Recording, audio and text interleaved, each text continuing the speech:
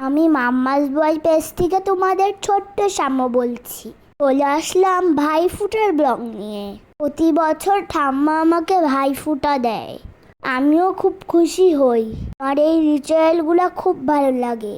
বৃহস্পতিবার সকালে স্কুল থেকে এসে স্নান করে রেডি হয়ে পড়লাম।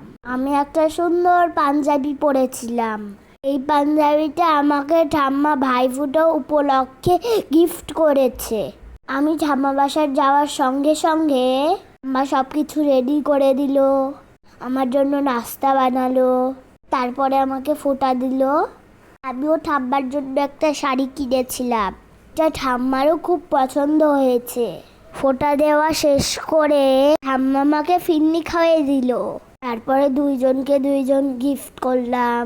ঠাম্মাকে প্রণাম করলাম, ঠাম্মা আমাকে আদর করলো, আশীর্বাদ করলো। ঠাম্মা দুপুরে খাওয়ার আয়োজন করেছিল আমার জন্য। আমি একেবারে দুপুরের লাঞ্চ সেরে বাসায় এসেছিলাম। আসলে গিফট পেতে সবারই খুব মজা লাগে, আমারও বেশ ভালো লাগে। গিফট পেয়েছি, গিফট দিয়েওছি। এরকম অনুষ্ঠানের মধ্যে দিয়ে সম্পর্কগুলো সুন্দর থাকে। তাই আমাদের সবারই উচিত অকেশন হলে সবাই একসঙ্গে মিলেমিশে পালন করা। এতে সবার মন খুশি থাকে।